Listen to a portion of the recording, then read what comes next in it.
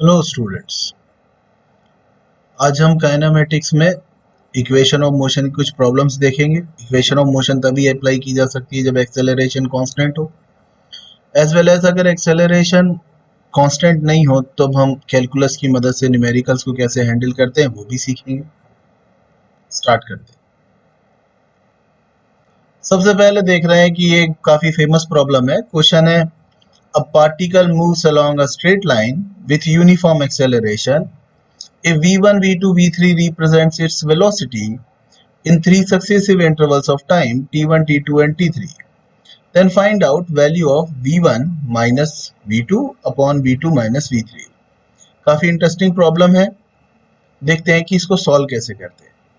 इसको सॉल्व करने के लिए हमें जिस फैक्ट की जरूरत है वो ये है कि अगर कभी भी एक्सेलरेशन कांस्टेंट होता है तो हम एवरेज वेलोसिटी जानते थे। कैसे निकालते थे? Initial velocity vector plus final velocity vector upon 2।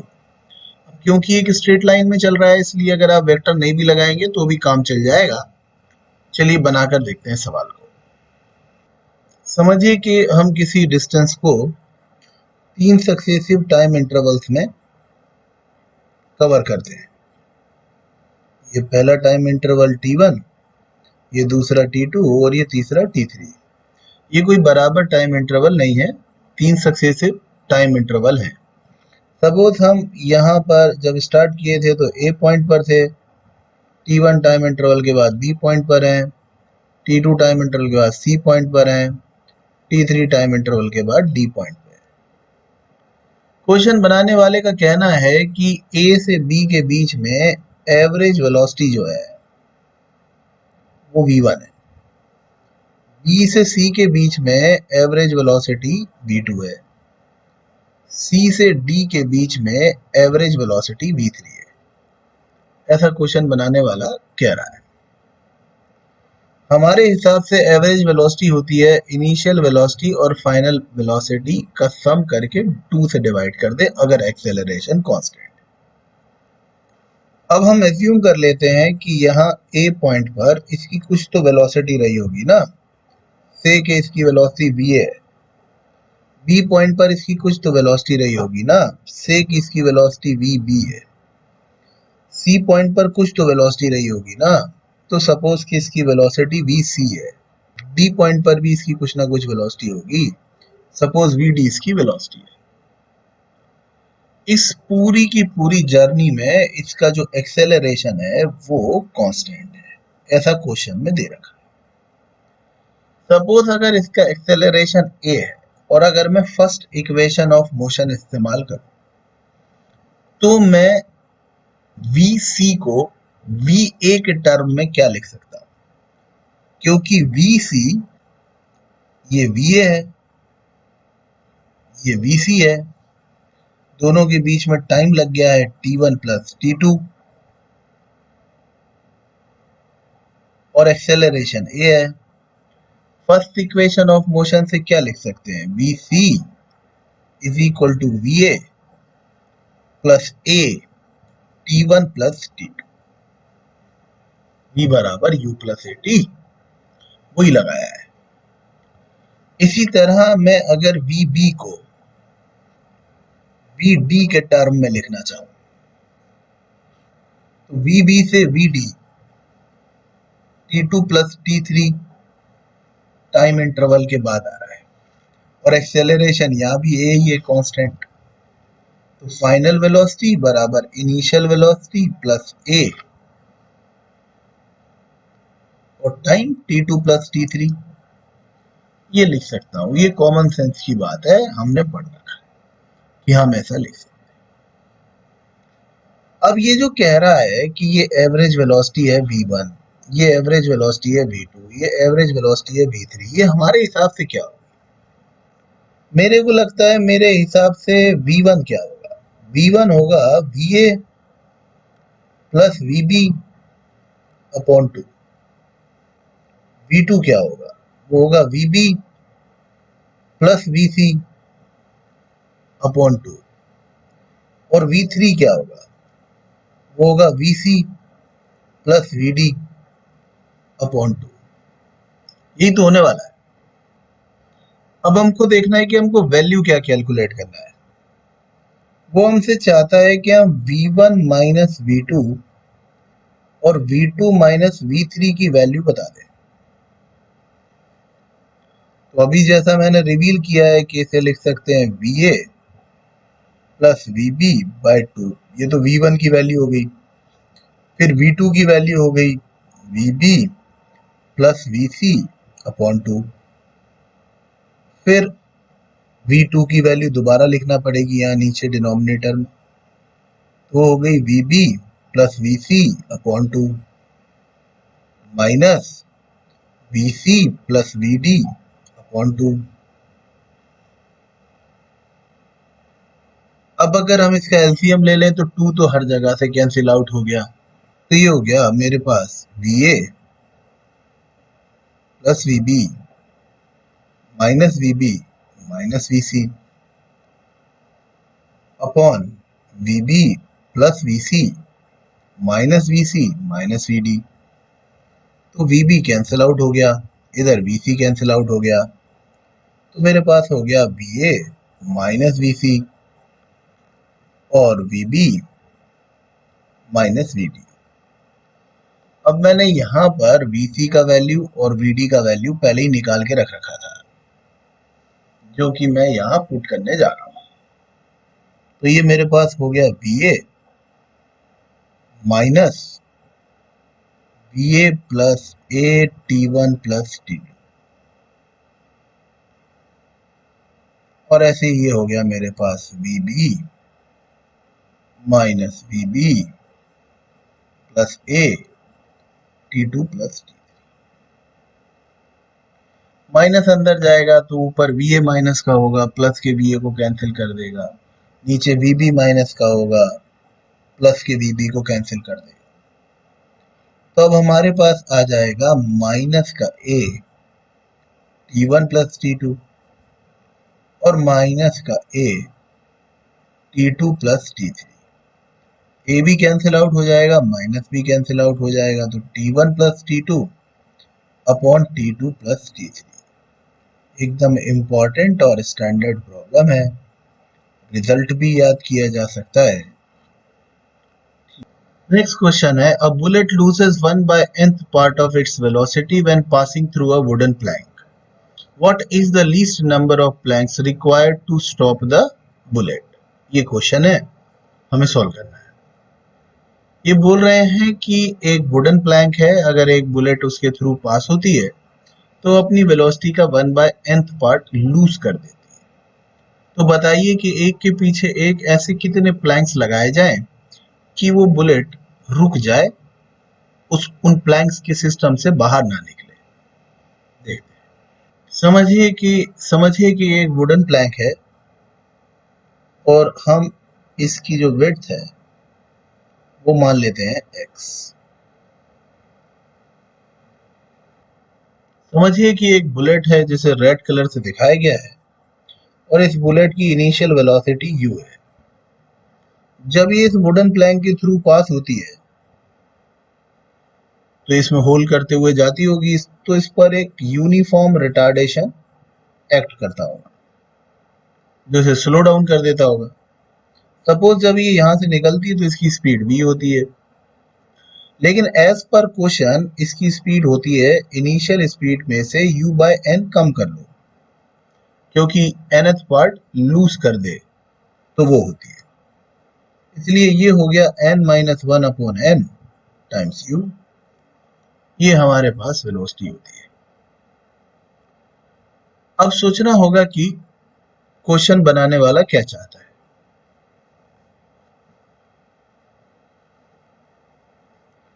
Question बनाने वाला चाहता है कि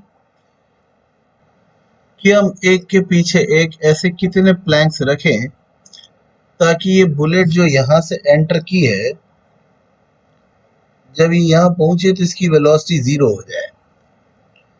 अब चूंकि हम जानते हैं कि हर एक प्लैंक की विड्थ जो है वो x है,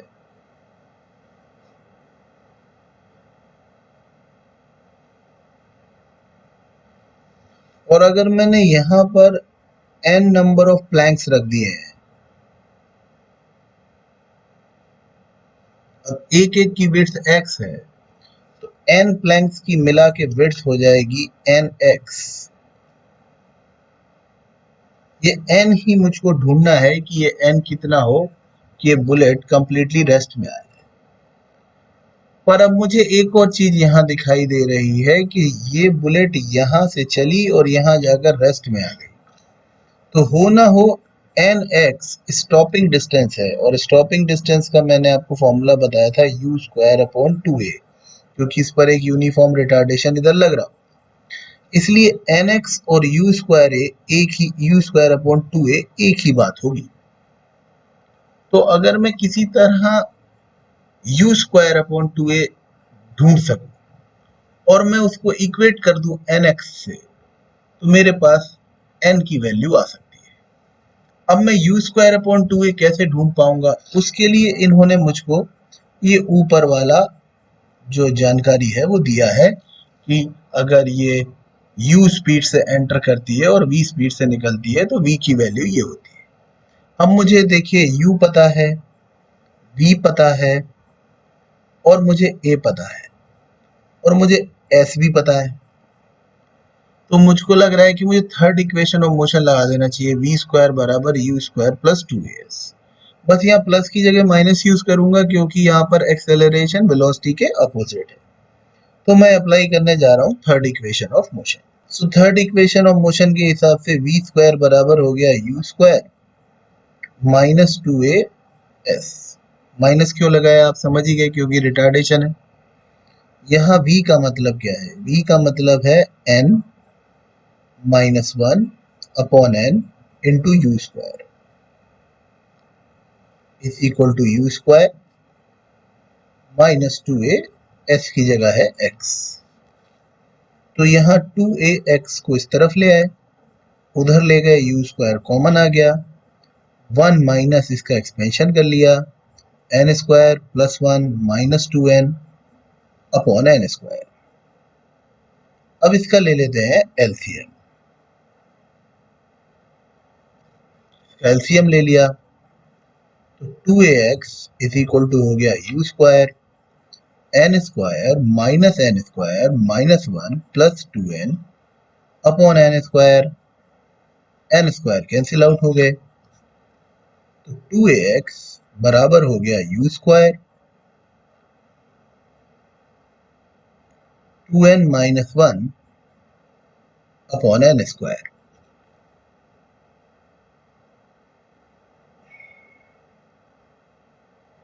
इसका क्रॉस मल्टीप्लाई कर दिया तो हमारे पास u²/2a बराबर हो गया n²x अपॉन 2n - 1। अरे वाह, हम u²/2a तो ढूंढ रहे थे इतनी देर से, क्योंकि हम u²/2a को इक्वेट कर सकते हैं nx से, इसलिए nx बराबर हो जाएगा n²x अपॉन 2n - 1। तो x भी कैंसिल आउट हो गया, तो n बराबर हो गया n² अपॉन 2n - 1। नीट के एग्जाम में, AIPMT के एग्जाम में बहुत बार पूछा हुआ क्वेश्चन है, इसलिए अगर 1/nth पार्ट लूज कर देती है एक प्लैंक से निकलने पर बुलेट, तो कितने नंबर ऑफ प्लैंक्स चाहिए होंगे, उसका ये जो रेडीमेड सॉल्यूशन है इसे हम लर्न भी कर सकते हैं, इसे याद भी कर सकते हैं, इसमें कोई दिक्कत वाली बात नहीं है। हमें बस n की वैल्यू चाहिए होगी कि 1/20th पार्ट लूज कर दिया कि 1/10th पार्ट लूज कर दिया। अगर मैं इसे एक न्यूमेरिकल वैल्यू लेके समझाऊं, सपोज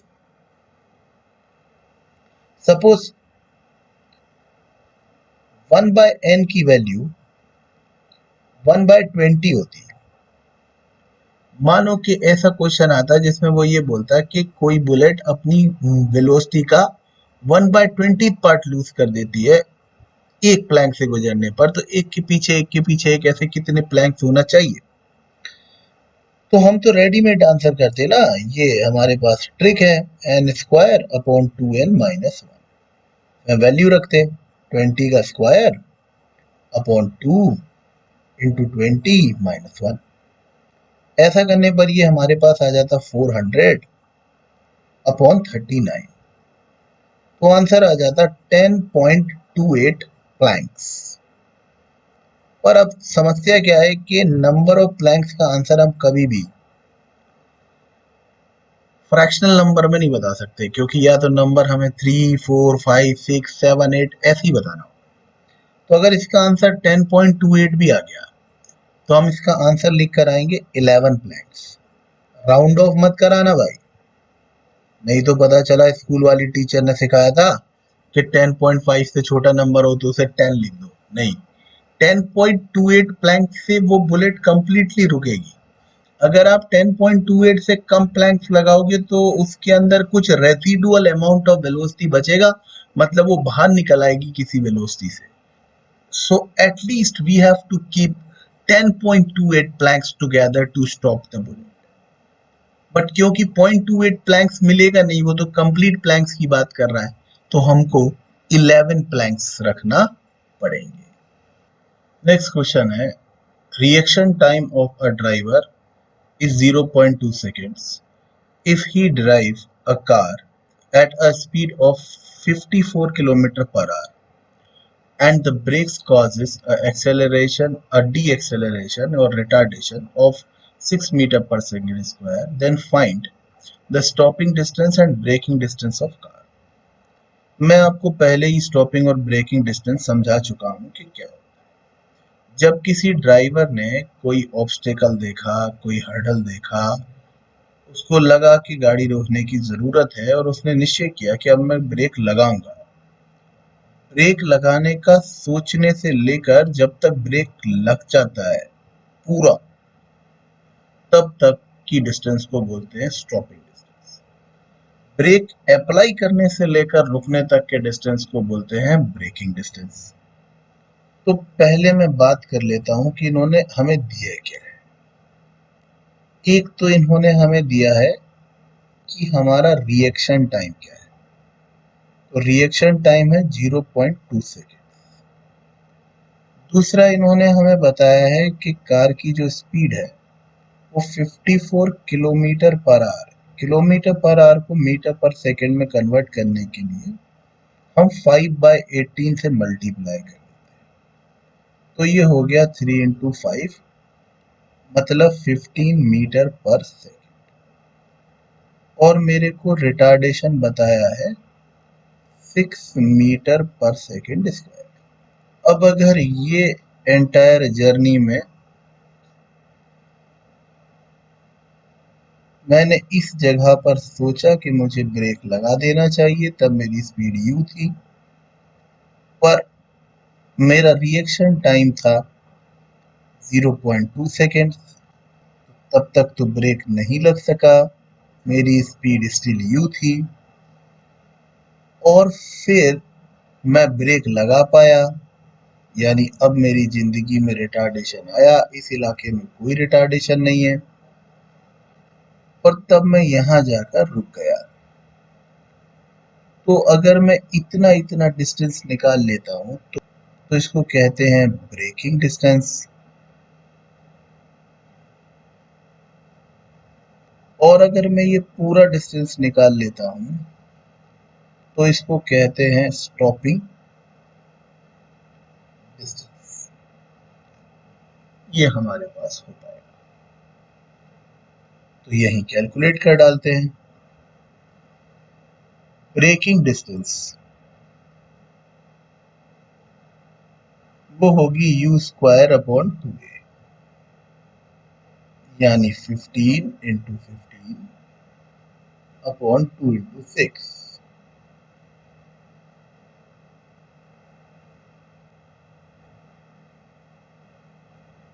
75/4 इक्वल्स टू 18.75 मीटर।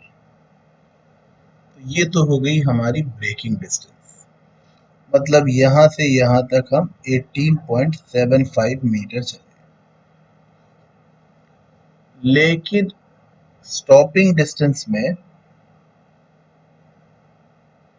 हमारी ये डिस्टेंस भी शामिल होगी जब तक ब्रेक नहीं लग पाया होगा, प्लस ब्रेकिंग डिस्टेंस तो शामिल होगी ही।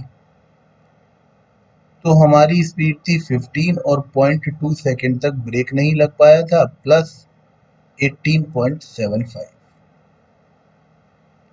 तो ये हो गया हमारे पास 3 प्लस 18.75, 21.75 मीटर। सिंपल। स्टूडेंट्स, अभी हमने ये सीखा है कि इक्वेशन ऑफ मोशन को अप्लाई कैसे करते हैं। इक्वेशन ऑफ मोशन खत्म नहीं हुआ है, क्योंकि जहां भी एक्सेलरेशन कांस्टेंट होगा थ्रू आउट द फिजिक्स, वहां पर हम इक्वेशन ऑफ मोशन यूज करेंगे। इनफैक्ट अभी हम पढ़ेंगे मोशन अंडर ग्रेविटी और प्रोजेक्टाइल मोशन, जो कि बहुत बड़ा टॉपिक है। वो पूरा का पूरा मतलब इक्वेशन ऑफ मोशन पर ही बेस्ड है, क्योंकि उसमें जो एक्सेलरेशन काम करेगा वो होगा small G, acceleration due to gravity. तो जहां कहीं भी एक्सेलरेशन कांस्टेंट पा लेते हैं हम, वहां हम इक्वेशन ऑफ मोशन अप्लाई कर देते हैं। देखिए, काइनामेटिक्स सॉल्व करने के लिए एक तो हमें अकल होना चाहिए कि हम इक्वेशन ऑफ मोशन कैसे लगाएं। दूसरा, अगर हम इक्वेशन नहीं लगाना चाहते तो एवरेज वेलोसिटी बना के काम कर लें, तो उसके लिए u plus V by two into T होना चाहिए। फिर एडिशनल दूसरे मेथड्स हैं जैसे ग्राफिकल मेथड वगैरह, तो वो हम पहले सीखेंगे, फिर हम मोशन अंडर ग्रेविटी में जाएंगे। अब मान लीजिए कि एक्सेलरेशन कांस्टेंट है ही नहीं, तब आप क्या करेंगे? तो आपको कैलकुलस की मदद से सवाल करना पड़ेगा। तो इस सेगमेंट के भी कुछ न्यूमेरिकल्स मैं आपके साथ डिस्कस करता हूं। अब देखिए, क्वेश्चन है t is equal to alpha X square plus beta X. ये एक इक्वेशन दी है जो टाइम और पोजीशन x को कोरिलेट करती है। अब ये कह रहे हैं कि आप बताइए कि रिटार्डेशन क्या है। फर्स्ट ऑफ ऑल तो ये इक्वेशन टाइम और x के बीच में है, और सेकंड इक्वेशन ऑफ मोशन से मैच नहीं कर रही है, जैसे x बराबर ut प्लस हाफ एटी। इसलिए स्वाभाविक है कि इसमें एक्सेलरेशन कांस्टेंट नहीं है, क्योंकि अगर एक्सेलरेशन कांस्टेंट होगा तो x और t के बीच में रिलेशन वही आएगा जो हम पढ़ चुके हैं, ut plus half A T square या उसके जैसा कुछ, जो कि यहाँ तो दिख नहीं रहा है। तो अब मुझे शक हो गया है कि यहाँ पर एक्सेलरेशन कांस्टेंट नहीं है, रिटार्डेशन कांस्टेंट नहीं है। रिटार्डेशन मतलब वेलोसिटी के अपोजिट डायरेक्शन वाला एक्सेलरेशन।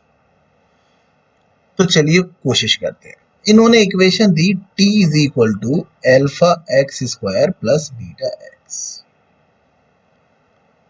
मैं इसको सबसे पहले तो डिफरेंशिएट करना चाहता हूं टाइम के रिस्पेक्ट में। क्यों सर? क्योंकि मुझे यहाँ x दिख रहा है और x का टाइम के रिस्पेक्ट में डिफरेंशिएशन यानी dx अपॉन dt ये दे देता है मुझको वेलोसिटी। और अगर मैं वेलोसिटी का डिफरेंशिएशन कर लूं तो मेरे पास आ जाता है एक्सेलरेशन। तो मुझे एक रास्ता दिखाई दे रहा है कि अगर मैं इसको डिफरेंशिएट कर लूं तो x के डिफरेंशिएशन से वेलोसिटी मिल जाएगी, और वेलोसिटी के डिफरेंशिएशन से एक्सेलरेशन मिल जाएगा। सो लेट अस सी कि क्या होता है। सबसे पहले मैं इसको डिफरेंशिएट कर रहा हूं विथ रिस्पेक्ट टू टाइम, यानी d upon D T. Alpha से कोई लड़ाई नहीं, डिफरेंशिएशन टाइम के रिस्पेक्ट में एक्स स्क्वायर का, डिफरेंशिएशन टाइम के रिस्पेक्ट में एक्स का। अब देखो बच्चों, टाइम का तो dt अपॉन dt हो गया 1, अल्फा ऐसा ही लिखा है। अब अगर हम x का t के रिस्पेक्ट में करेंगे तो फंक्शन ऑफ फंक्शन डिफरेंशिएशन करना पड़ेगा। तो x को 2 मिनट के लिए t मान लिया, इस तरह से करना पड़ेगा। तो ये हो जाएगा 2x 2 माइनस 1। फिर इस x का दोबारा से करना पड़ेगा, तो वो हो जाएगा dx अपॉन dt। बिल्कुल इसी तरह बीटा से तो कोई लड़ाई नहीं है, dx अपॉन dt यहां भी लिखा है। dx अपॉन dt होता है वेलोसिटी। तो ये हो गया 2 alpha x plus beta into dx upon dt। dx upon dt को हम लिख सकते हैं वेलोसिटी। तो ये हो गया 2 alpha x plus beta into velocity. Cross multiply कर दिया साहब, 2 अल्फा एक्स प्लस बीटा का। तो वेलोसिटी बराबर आ गया 1/2 अल्फा एक्स प्लस बीटा, या वेलोसिटी बराबर आ गया 2 अल्फा एक्स प्लस बीटा की पावर -1। स्पष्ट दिखाई दे रहा है कि वेलोसिटी एक पॉजिटिव चीज है, क्योंकि आगे प्लस का साइन आ रहा है, तो वेलोसिटी एक पॉजिटिव नंबर है। अगर आपको इस इक्वेशन समझने में दिक्कत हो रही है तो इसमें देख लीजिए, वेलोसिटी एक पॉजिटिव नंबर है, 2 अल्फा एक्स बीटा सब पॉजिटिव है, तो ये पॉजिटिव नंबर है। अब मुझे एक्सेलरेशन की नेगेटिव वैल्यू चाहिए होगी, यानी मुझे -a की वैल्यू चाहिए होगी, जो मेरे लिए काम करेगी रिटार्डेशन का। अब मैं एक्सेलरेशन कैलकुलेट करने चला तो उसके लिए मुझे वेलोसिटी को टाइम के रिस्पेक्ट में डिफरेंशिएट करना पड़ेगा। तो यहां से मैंने वेलोसिटी ले ली 2 अल्फा एक्स प्लस बीटा की पावर -1। फिर से फंक्शन ऑफ फंक्शन डिफरेंशिएशन किया तो इस पूरे को 2 मिनट के लिए टी मान लिया, तो ये हो गया -1 2 अल्फा एक्स प्लस बीटा की पावर -1। अब इस 2 अल्फा एक्स प्लस बीटा का दोबारा से करना पड़ेगा डिफरेंशिएशन टाइम के रिस्पेक्ट में। यही तरीका होता है, आपको बेसिक मैथ्स में सिखाया गया है। सो इसको दोबारा से कर रहे हैं, तो ये हो गया माइनस वाला 2 अल्फा एक्स प्लस बीटा की पावर -2। अंदर गए तो ये हो गया 2 अल्फा, ये हो गया dx अपॉन dt। बीटा एक कांस्टेंट था तो उसका डिफरेंशिएशन तो 0 हो गया। याद रखिए dx अपॉन dt को फिर से लिख सकते हैं वेलोसिटी। इस माइनस साइन को मैं इधर ले आया a के पास, क्योंकि वैसे भी मुझे -a की वैल्यू चाहिए। फिर मैंने यहां देखा 2 अल्फा एक्स प्लस बीटा की पावर -2 है, उसे मैं इसकी पावर -1 का स्क्वायर लिख सकता हूं, बात तो वही बन जाएगी। और ये लिख रहा है मेरे पास 2 अल्फा और वेलोसिटी। इस इक्वेशन को ध्यान से देखिए, 2 अल्फा एक्स प्लस बीटा की पावर -1 को वेलोसिटी लिख सकते थे, माने इस पूरी टर्म की जगह वेलोसिटी की पावर 2 हो जाएगा। तो ये हो गया मेरे पास -a वेलोसिटी का स्क्वायर इंटू 2 अल्फा बी। तो ये हो गया मेरे पास -a is equal to 2 alpha B cube. ये मेरे पास रिटार्डेशन की वैल्यू आ गई। अब मैं समझाना क्या चाहता हूँ, मैं समझाना चाहता हूँ कि वो इक्वेशन दी थी उसने अपन को, alpha X square plus beta x plus और भी कुछ भी दे दे, सी गामा थीटा कुछ भी दे दो। अरे यार मेरा शेयर इंटरेस्ट ही इस टर्म में है, क्योंकि मुझे बस अल्फा चाहिए, क्योंकि बाकी मेरा रेडीमेड आंसर है। मेरा मेरा आंसर में ये जो अल्फा होता है ना, बस ये यहाँ आ जाता है, बस मेरा तो आंसर ही आ गया। क्या मतलब है सर आपका? मान लो मुझे t बराबर दिया होता 5x स्क्वायर प्लस कुछ भी दिया होता प्लस 7x दिया होता, तो क्या मैं इसका आंसर डायरेक्ट लिख सकता हूँ? हाँ लिख सकता हूँ ना। देखो ये 2 तो यहाँ आ गई आएगा, अल्फा की जगह क्या है 5, चलो 5 इंटू बी क्यूब, लो चलो आंसर आ गया 10 बी क्यूब। मतलब मुझे अल्फा एक्स स्क्वायर के बाद जो दूसरी टर्म्स लिख रही हैं उनसे कोई मतलब ही नहीं है, इसका रेडीमेड सॉल्यूशन है ये।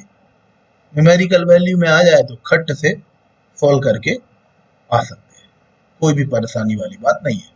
नेक्स्ट क्वेश्चन है, if velocity v is equal to 3x square plus 5x plus 2, then find the acceleration of the particle when velocity of particle is 0। अब ये बहुत ही अच्छा क्वेश्चन है और एग्जाम में इसको बार बार पूछते हैं ताकि आपका टाइम वेस्ट हो। देखो मैं कॉमन सेंस से सोचता हूँ, यहाँ पे वेलोसिटी है फंक्शन ऑफ x। अब हम जानते हैं कि एक्सेलरेशन होता है dv डिवाइडेड बाय dt, यानी टाइम के रिस्पेक्ट में वेलोसिटी का डेफिनेशन। पर अब यहाँ तो x है तो हमें x से मल्टीप्लाई करना पड़ेगा और x से dx से मल्टीप्लाई और dx से डिवाइड करना पड़ेगा। हम जानते हैं कि हम dx अपॉन dt को लिखेंगे वेलोसिटी, तो इसलिए ये मैंने पहले ही बताया था कि यहाँ आएगा v dv अपॉन dx। अब बच्चे क्या करते हैं, पूरा संघर्ष इस डिफरेंशिएशन को करने में लगा देते हैं, क्योंकि वो सोच लेते हैं कि चलो अगला सवाल करें, क्योंकि उनको लगता है कि यार ये डिफरेंशिएशन कौन करेगा 3x square plus 5x plus 2। यार करना ही नहीं है। मान लो मुझे एक्सेलरेशन निकालना है तो मैं यहाँ फॉर्मूला क्या लगाऊंगा, मैं यहाँ फॉर्मूला लगाऊंगा v dv अपॉन dx। अरे क्योंकि मेरी मजबूरी है यार कि मेरे को ना x के रिस्पेक्ट में डिफरेंशिएशन करना पड़ रहा है, तो मैं तो इसको डिफरेंशिएट करूंगा ही नहीं भाई। मैं तो सिर्फ ट्रिक समझा रहा हूँ, अगर आपको समझ में आ जाए, कॉन्सेप्ट समझा रहा हूँ अगर आपको समझ में आ जाए। यार इसका डिफरेंशिएशन कुछ भी आ जाए, मेरे को आता है, मैं कर सकता हूँ, कोई बड़ी बात नहीं है, इसका डिफरेंशिएशन कुछ भी आ जाए यार। But at the end of the day जब मैं वेलोसिटी को जीरो रखूंगा तो इसका आंसर तो जीरो ही आएगा। मान लो मैं इसे डिफरेंशिएट कर भी लेता हूँ तुम्हारी आत्मा की शांति के लिए यार, तुम्हारी खुशी के लिए, चलो तुम्हारी खुशी के लिए डिफरेंशिएट भी कर लेते हैं। तो डिफरेंशिएट करके हासिल क्या हो रहा है यार, ये हो जाएगा 6x प्लस ये हो जाएगा 5, 2 का हो जाएगा 0। अरे मुझे आता है डिफरेंशिएट करना, पर उससे हो क्या जाएगा, जब मैं यहाँ रखूंगा v बराबर 0 तो a बराबर भी तो 0 ही आने वाला है। तो कॉमन सेंस से सोचो, अगर वेलोसिटी फंक्शन ऑफ x दी है और एक्सेलरेशन उस समय पूछ रहा है जब वेलोसिटी 0 है, तो एक्सेलरेशन तो 0 ही होगा। ये मैं फंक्शन ऑफ टाइम के लिए नहीं बोल रहा हूँ, बिल्कुल ऐसे टाइम हो सकता है जहां पे वेलोसिटी 0 हो बट एक्सेलरेशन 0 नहीं हो, बिल्कुल होता है ऐसा, है ना। लेकिन अगर वेलोसिटी x के फंक्शन के फॉर्म में दी है, मतलब वेलोसिटी की इक्वेशन में x आ रहा है, और फिर अगर वेलोसिटी 0 है और एक्सेलरेशन पूछ रहे हैं तो उसका आंसर 0 आएगा भैया, क्योंकि हमें ये फॉर्मूला लगाना पड़ेगा जिसमें वेलोसिटी यहाँ पहले से ही है।